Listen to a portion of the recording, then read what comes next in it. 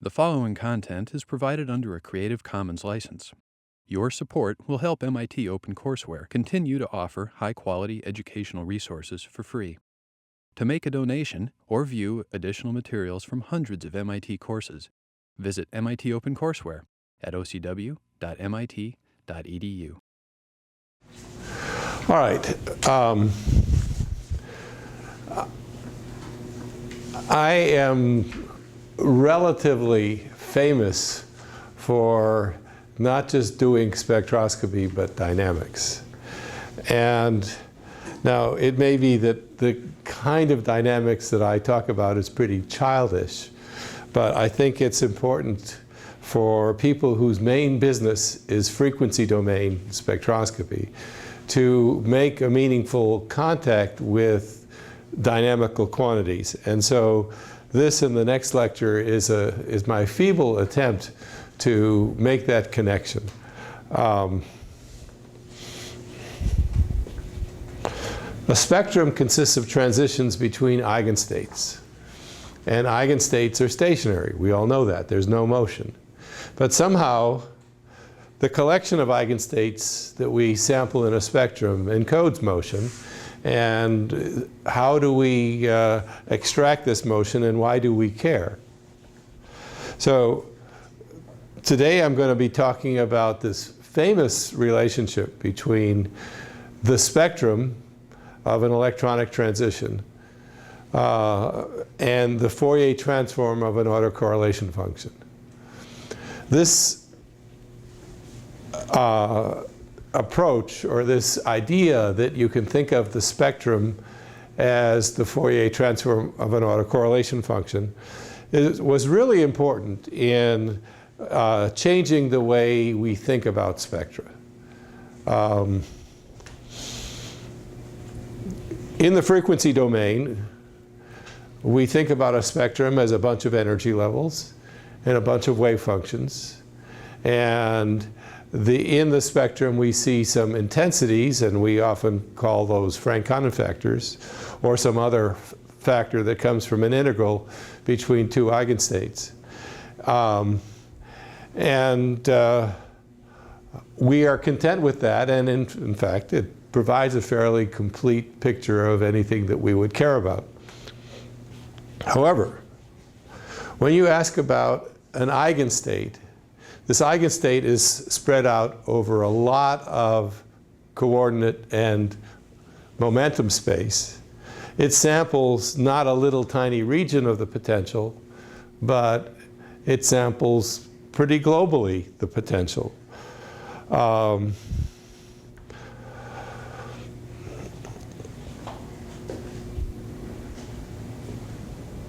We also use quantum mechanics, and quantum mechanics prohibits us from talking about coordinates and momenta simultaneously. And one can do complicated things and describe functions which are localized in both coordinate and momentum space, and we can talk about that. But generally,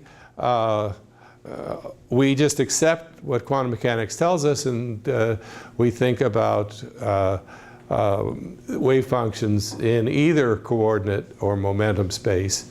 And when we do that, we don't have any idea about the mechanisms by which energy moves around in a molecule. We can describe it in terms of wave functions, but we don't really have a good idea of what the molecule is doing. And since our reality is based on watching things move and not having to close our eyes and open them at certain times, that we think of these things as localized and moving because some force was applied. And we have some pretty good predictors about, if we do close our eyes and open them, where things will be and why they got there. And this is totally illegal in the standard view of quantum mechanics. Now, of course, we can always compute quantum mechanically any quantity we want, but we're not supposed to think about localized events. And if we can't think about localized events, we can't really think about forces operating and causing motion to occur in some mechanistically predictable way. But we've had some hints at least in some of my lectures this semester, about the stationary phase approximation. The integrals from quantum mechanics that we use, like Frank-Condon overlaps, these integrals accumulate in very restricted regions of space. Easily predictable regions of space.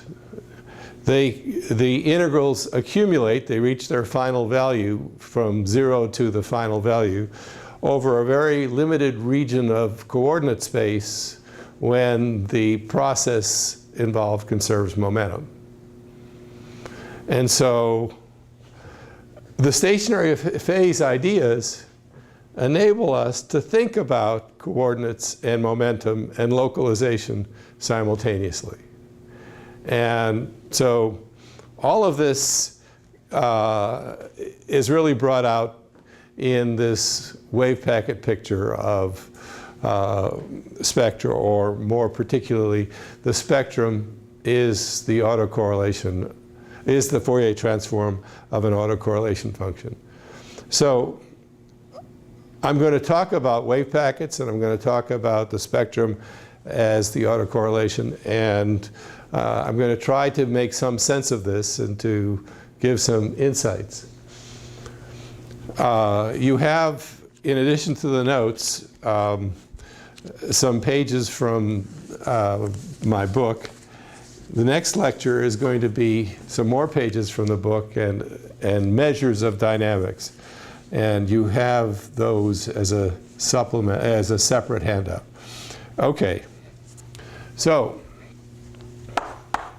this is the famous equation that tells us that the spectrum, I of omega, the frequency domain spectrum, is the Fourier transform of something, and that something is, whoops, that. So I guess I need a dt. So this tells us to take the Fourier transform of this object. This is the autocorrelation function. This is the initially prepared wave function. And this is the wave function that was initially prepared, evolving in time. So, and chemistry, or theoretical chemistry, is full of autocorrelation functions. And I am innocent of all but this one. But when you have complicated dynamics, it is a very insightful thing to say, okay, here's the initial state, here is its evolution. The overlap between these two tells you something that you want to know. And it's a way of taking a huge amount of information and compressing it to a small amount of information that begs to be understood. So this is the thing that is supposedly equivalent to the Fourier, the usual spectroscopic picture of the spectrum. The usual spectroscopic picture of the wave function can be expressed as a sum over intensities times a delta function. So this is a bunch of spectral lines at frequencies omega j and intensities ij. So this is an idealization of the spectrum. It's treating the lines in the spectrum as infinitely sharp. And for what I'm going to do today, we're going to neglect rotational structure. We're just going to talk about vibrational spectra. Okay, so I want to get from here to here using familiar quantities. Okay, first of all, omega j is just E v prime j minus E v double prime over h bar. Okay, so this is the energy of the excited state. This is the energy of the initial state. We divide by h bar, and that has units of angular frequency, and we're going to abbreviate this by that. We can also call this, whenever we need to, Ej over h bar, even though this is not really an energy. This is a difference in energy. And, but often we implicitly define the zero of energy somewhere. We have to know where that is, and then we can talk about that as an energy. Okay. So we have one quantity.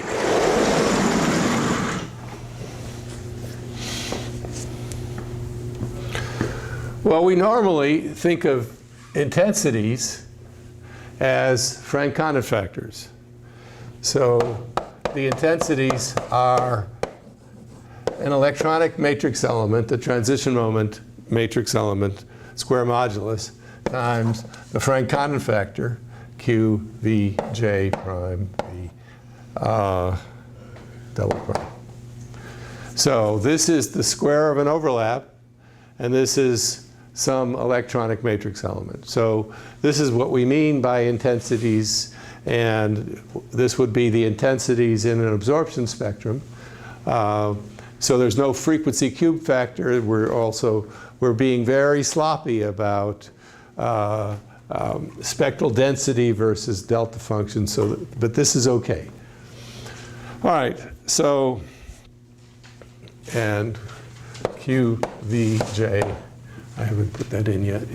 Vj, V double prime, is just the overlap integral, V double prime, V J prime squared.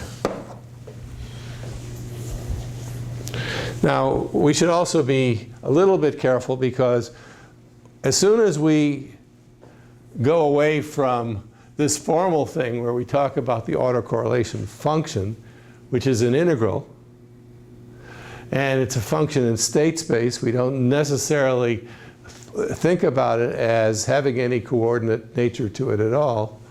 We're going to be going from states to coordinate space pictures, and so a vibrational wave function will have the form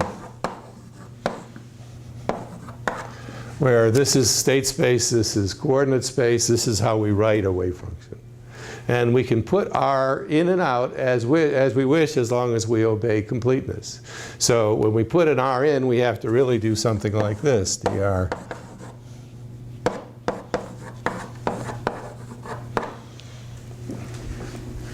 Okay. But for the initial part, we don't really need to say anything about the coordinates. All right, so we've got all the pieces together, and now let's describe psi 0. And psi 0 is going to be the vibrational wave function on the lower state multiplied by this transition moment, which you can think of as formally transferring the initial state vibrational wave function from the ground state to the electronically excited state. Now, in my notes, in my book, I do this more carefully, but that means longer formulas and more rigorous derivations. And I think the big picture is okay in this abbreviated, simplified formulation. So we have an initial wave function which has a factor that symbolically involves excitation from the lower state to the upper state. And it has a wave function, a vibrational state function, which is the lower state vibrational wave function. And so that we'd like to fix by using completeness. And so we have a sum over J of V J V Whoops. I knew I was having trouble writing this because I was writing it wrong. So completeness is Vj prime, Vj prime, and then we have V double prime. Okay, so this is the overlap integral, and this is the upper state wave function, and this is just completeness. And so that's a sum or a sum and an integral, but we have a complete set of functions, and we're just expressing the lower state vibrational wave function formally in this way. So that means that we can write, and I still need the m. Okay, and so we can also write psi of t. And, or more specifically, I should have been writing this way anyway. This is a state vector, because I've written it entirely in terms of state vectors. There's no function. And if we don't put the symbol of a state vector around this, we think of a wave function. So, okay, so now we want this guy, the time evolving form of this. And so that means, well, first of all, we have, instead of the ket symbol, we have a bra symbol. And that means we have to take the conjugate transpose of everything. And so we have m star first, and then we have j, and we have the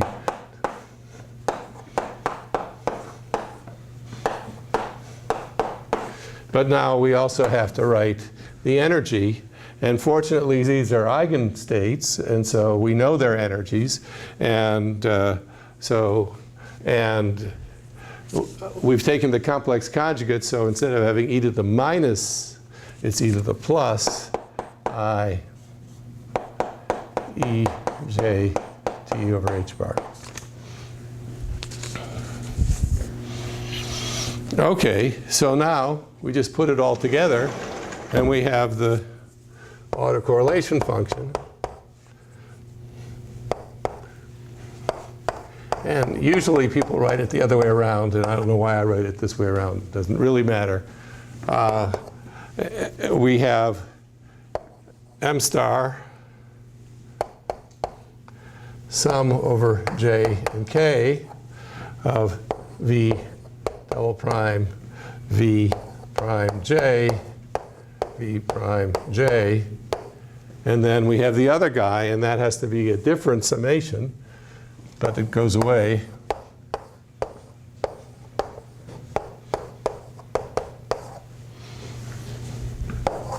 So this is the whole picture.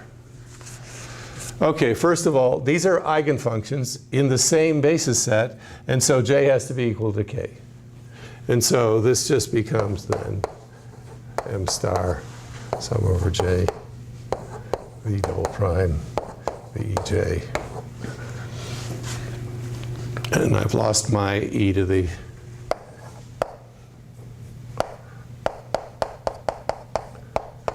sorry about that. That was in the middle. Okay, well, so this all simplifies to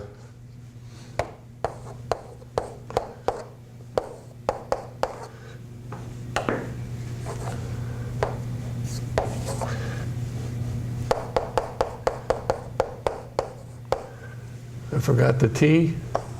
How many times did I forget the t? Well, just that time. And then em. Okay, so this is just the Frank-Condon factor. And this is just the transition moment squared. And so we have m q v j prime v double prime. And then we have this oscillating thing, e to the I e j t over h bar.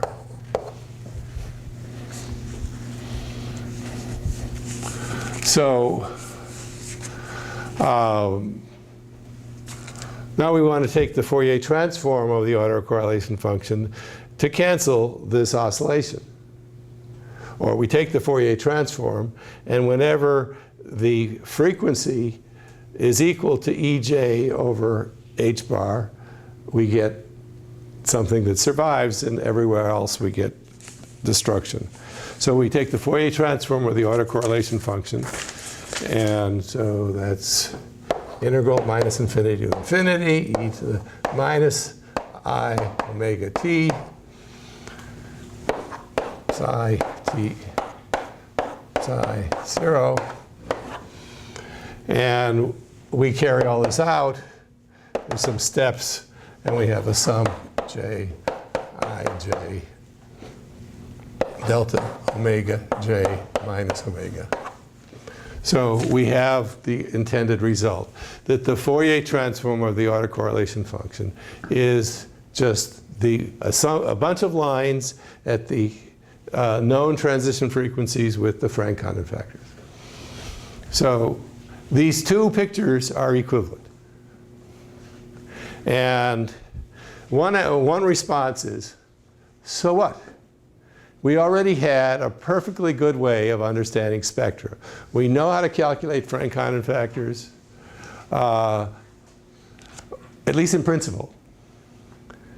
And that's the rub, because in principle is not good enough, because usually when we start out with a spectrum, we get a spectrum, we get intensities. We know the intensities are related to Frank-Condon factors, but we don't know the potential surfaces. So we can't calculate the Frank-Condon factors. And the problem is, we don't know anything about the potential. To calculate Frank-Condon factors, we have to know pretty much everything. And so what ends up happening is what we need to know requires global information about the potential. But what we really only need, and only this picture tells us, is we only need local information about the potential. That somehow the spectrum is going to tell us stuff about a region of the potential that we want to know about. And I mean, basically, you start out from a molecule in its ground state, and we know a lot about the ground state. And so we have a wave function which is localized in a very small and perfectly known region of space. And it's also, even because it's a low vibrational level of the first electronic state, it's pretty Gaussian. So we know the wave function without very much work at all, the initial state, extremely well. And so this factor here is known. And this factor, well, there's a lot that we know, because in the spectrum we know the frequencies. And so there's only a little bit about the potential we want to know about. And so our Frank-Condon principle says draw a vertical line. What does the vertical line do? It tells you where the stationary phase point is. It says everything about the upper potential that we need to know is given to us by the shape of the slope of the potential. We don't need to know the whole thing. We need to know basically the slope of the potential. Now, this could be a repulsive state, or it could be a bound state. And so if it's a repulsive state, then everything we're really allowed to know is confined to this region where the wave packet gets launched into the continuum. If it's a bound state, well, we're going to have a wave function, and it's going to be bouncing back and forth. And so as it bounces back and forth, it tells us frequencies, which are related to the width of the potential.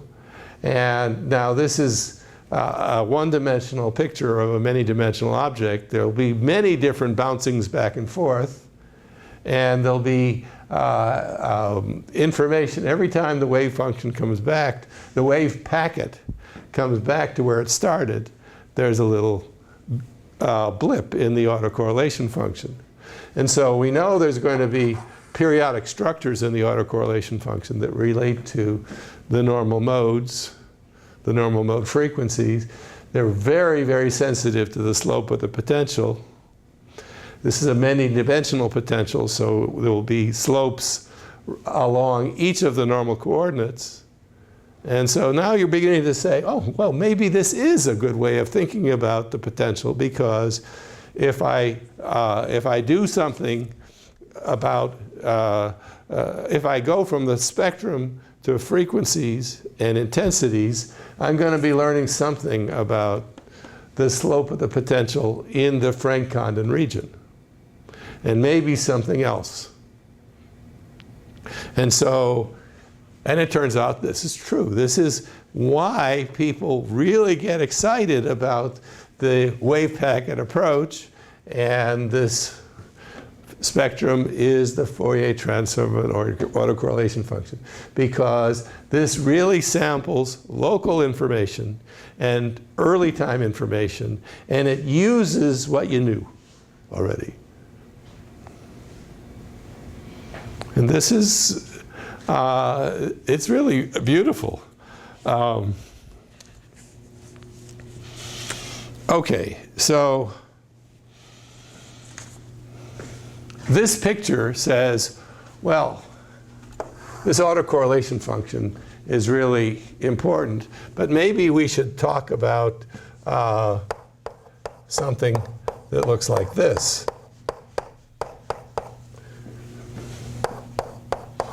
Just the time-evolving wave function, because this is going to provide the physical picture of what you made at t equals 0, and it will give you a little bit of a physical picture of what's behind this. Now, this is an integral. This is not a function. It's not a function of space. It's a function of time. So this is just one number as a function of time, whereas this is a picture, a many-dimensional picture, because it's not integrated over space, which changes as a function of time. And we already know about wave packets. We know how to build this time-evolving wave packet. And if we have a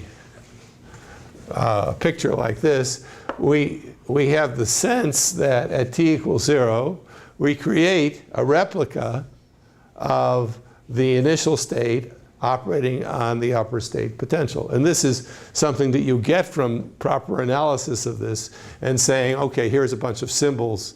This you can regard as the propagator on the upper electronic state. I don't want to talk about that, because the simple idea is, okay, this tells us that this is equivalent to what we're used to, and it's related to this, and now we're starting to talk about things moving. Localized objects moving, spreading, behaving in ways that we can understand. And because we start with a localized pluck of the system,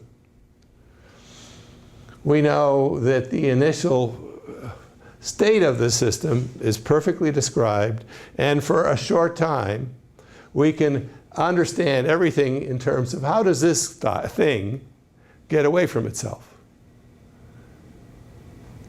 How fast does this wave packet move away from its initial position? And we can use all sorts of simple ideas to do that.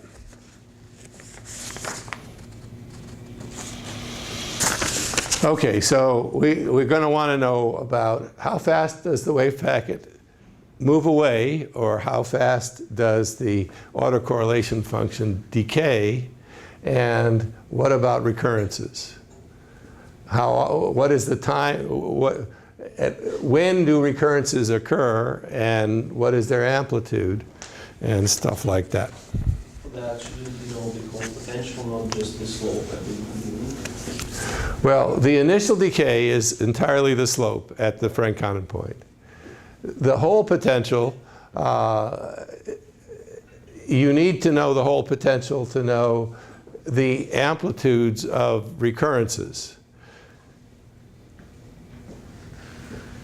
But you don't need to know the whole potential to know what to do with the recurrences, because those are the normal mode frequencies or the anharmonic mode frequencies. And so the intensities or the amplitudes of the recurrences are something that tell you about the anharmonicity of the potential.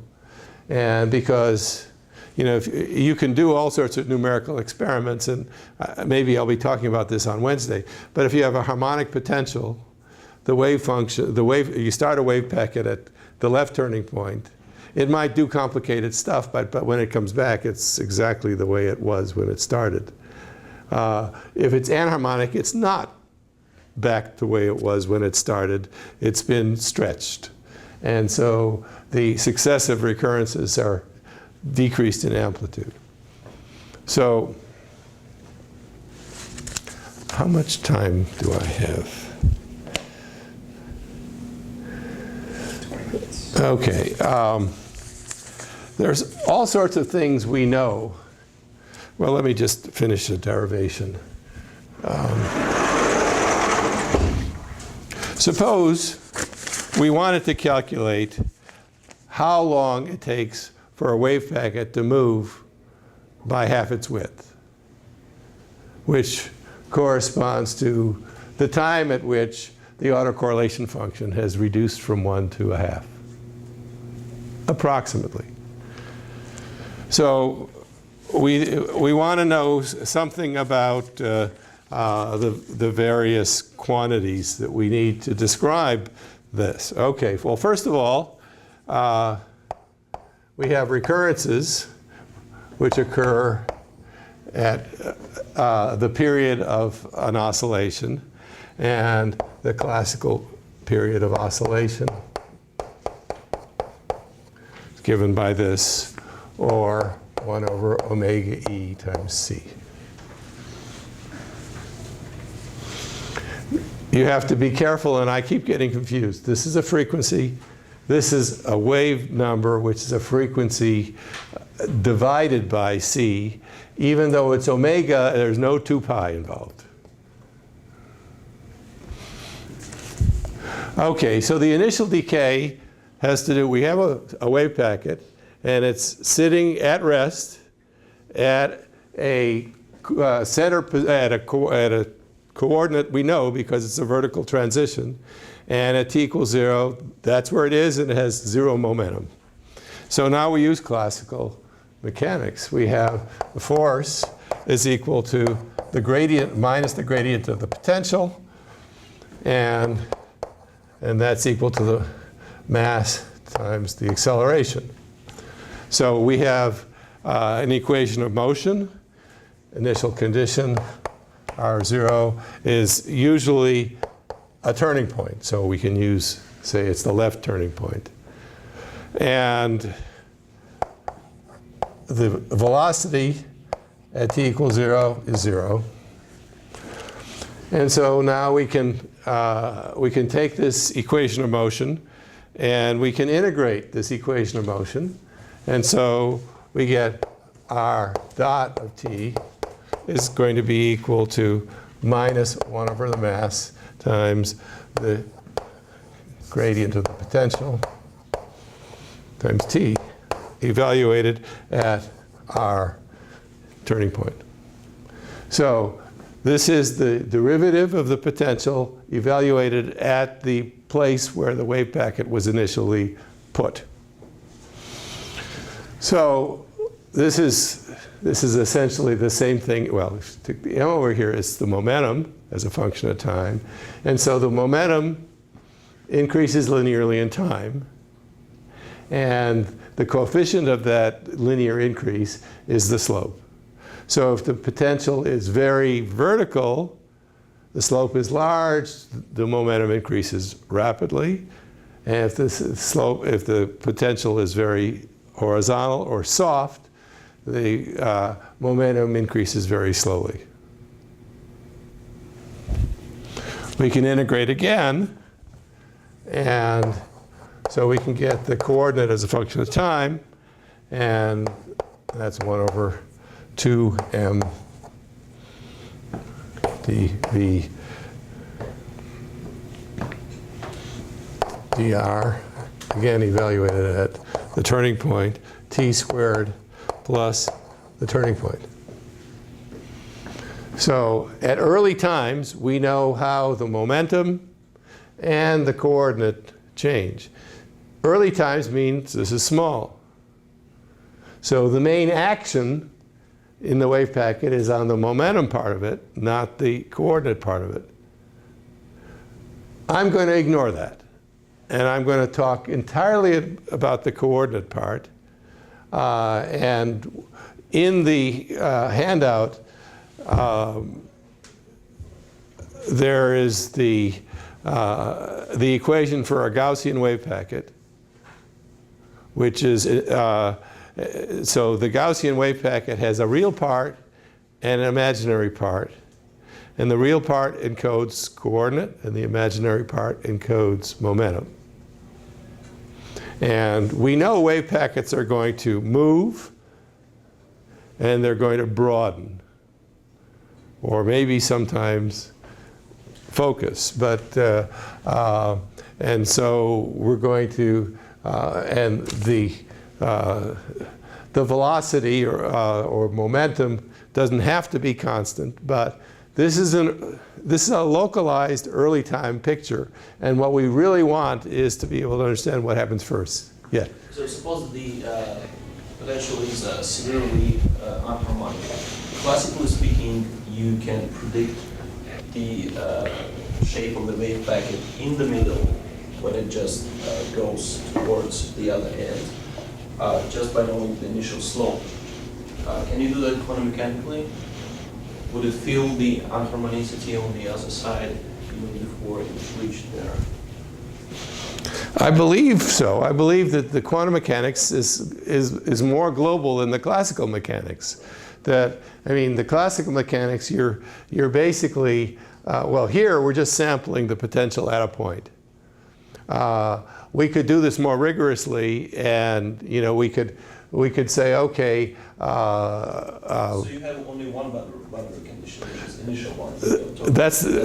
That's right. What I'm going to say is, eventually the wave packet hits the other wall and comes back, and its center will come back at a time which corresponds to the period of oscillation. But it will have been messed up. The wave packet will have a complicated structure which we will not pay attention to in zero order. In a real calculation, you would pay attention to it. But basically, Ehrenfest's theorem tells you what you follow is the center of the wave packet, and that tells you what you want. It's rare that a wave packet will develop structure so that one wave packet, one localized wave packet going out and coming back will do anything but go up and go down. It will have a, you know, it will have a perhaps a little bit complicated structure, but it won't look like several different frequencies. Okay, so we have this picture, and so this t1/2, the time it takes for the autocorrelation function to reduce by a factor of 2, and whether that's a factor of 2 or the square root of 2 doesn't really matter. We can just say we're interested in the wave packet moving by half its width. And that's the quantity we're interested in. And so we can calculate then what that is, and that becomes delta over the slope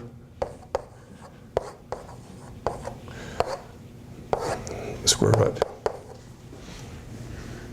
You can calculate this. It's a simple thing. So that's how far it has to move.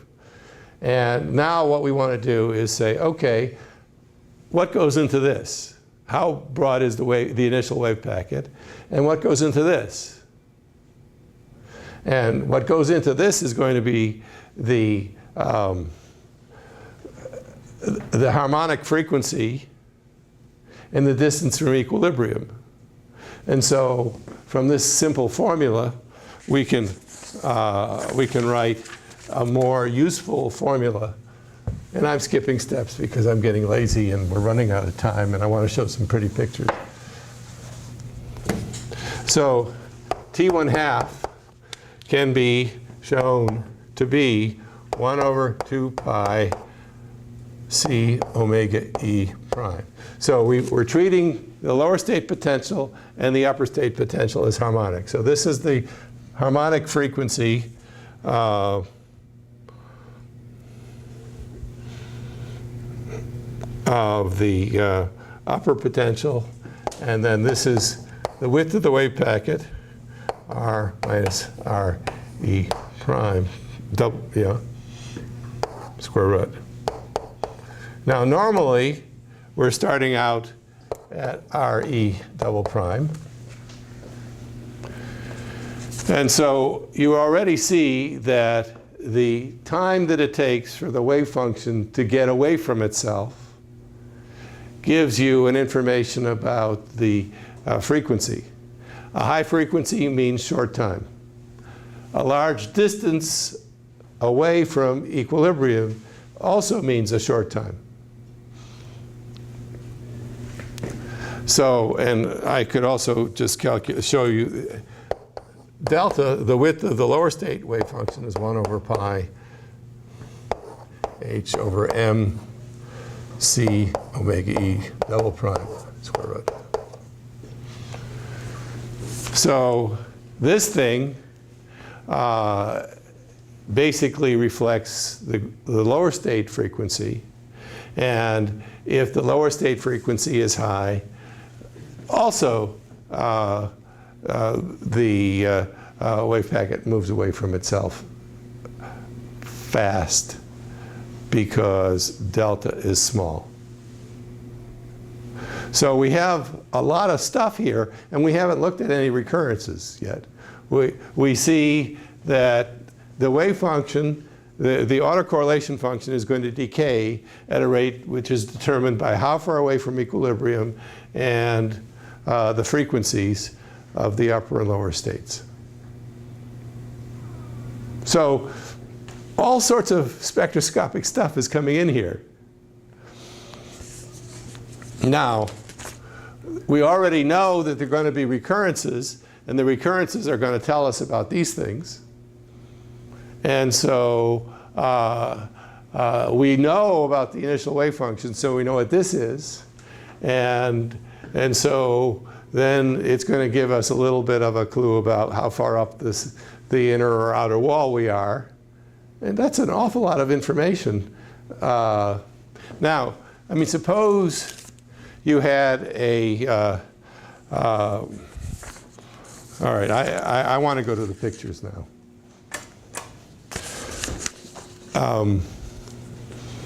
Suppose you had a potential surface which is bound in one coordinate and repulsive in another coordinate. So this is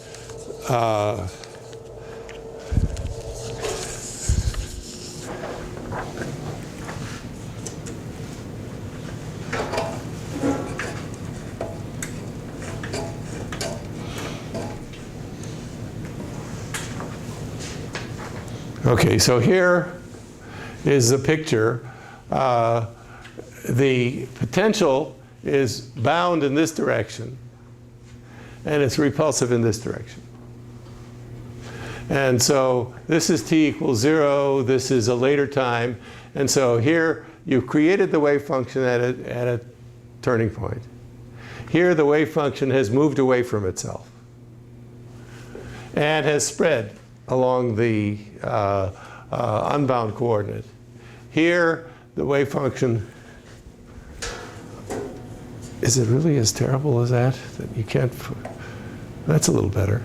Okay, so here it's continuing to move and spread.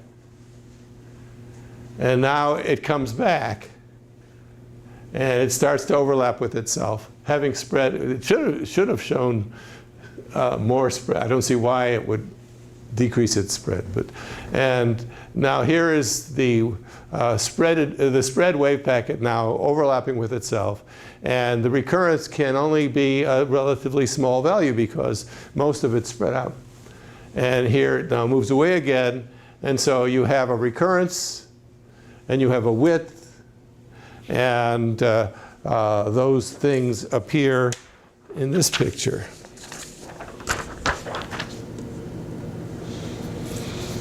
So up here is the autocorrelation function, and this is time equals 0, and so we start here and it dephases, it goes away. And so this was the initial picture.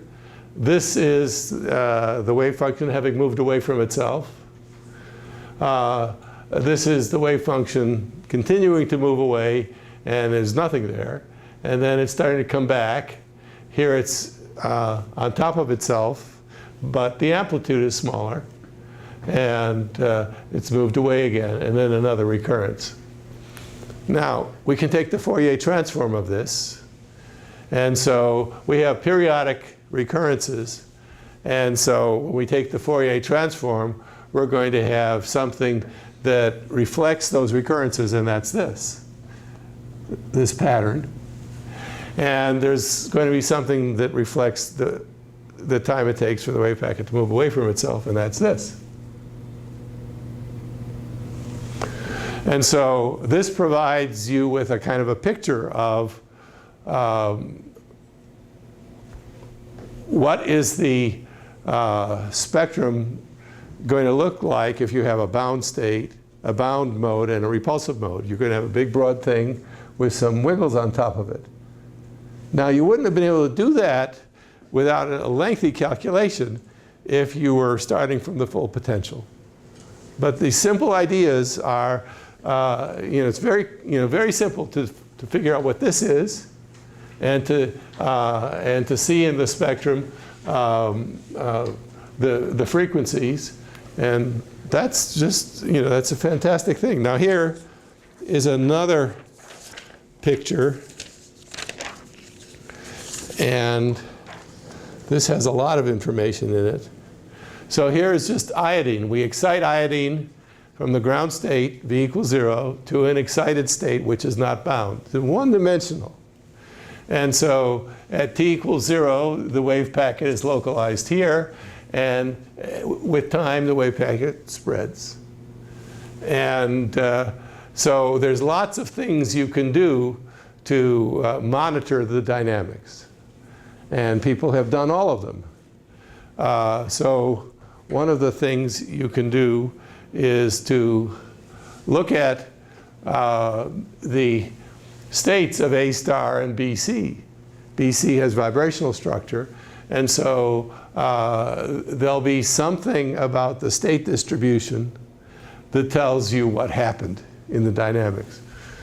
Now, as this wave packet moves, the wave packet is resonant with various outer turning points on this well. And every time the wave packet passes through a stationary phase, it passes through a turning point, you expect that something will happen. Now, this wave packet is not moving at 0 momentum. It has momentum. And so stationary phase is a little bit more complicated. But what you end up seeing is that at various times, there will be different frequency emission. But if you don't resolve time, you get a spectrum which contains the emission to the various vibrational levels. Now you say, well, this is ridiculous. This thing is not bound. So how am I going to get fluorescence that looks bound? How am I going to get fluorescence at all? Well, it's weak. But you have energy conservation. It doesn't matter that this isn't bound. It's excited at a definite energy, and it's sampling the level structure here. And so you do get a spectrum with frequencies and intensities. This is a picture of the absorption spectrum. The absorption spectrum from here is just a lump. But that lump is basically telling you about the slope of the potential at the vertically above the initial state. That's basically the reflection principle. And if you were to excite from here, you would see a different shape of the absorption spectrum with two lumps associated with the inner and the outer turning point. So there are all sorts of ways of looking at this. And there's also ways of saying, okay, suppose I launch a wave packet and it's doing something. It's broad, it's moving and broad and getting broader. Can I sample what's going on? Suppose I have a bound state, a repulsive state, and another bound state. And suppose I do some kind of a wave packet experiment. I short pulse, create a wave packet, it's going away, another pulse coming in at some time. And so depending on the delay, you're going to see different frequencies in the, suppose this fluoresces. So you could look at pump probe, two short pulses, delayed, and the fluorescence spectrum that you would see as the delay is increased will change because you're primarily exciting different vibrational levels. And this is pretty much what Zawel got the Nobel Prize for. So there's all sorts of wonderful stuff that you can understand by thinking about localized things moving according to the laws that we've known ever since we've observed a baseball. And I think this is wonderful. So next time I'll talk about different dynamical quantities, but I think that the wave function, the spectrum is the autocorrelation of is the Fourier transform of an autocorrelation function. This was an idea that Rick Heller popularized in the early 80s, and it completely changed the way we think about spectroscopy. And he probably should have gotten a Nobel Prize for that. Anyway, so that's all I have to say.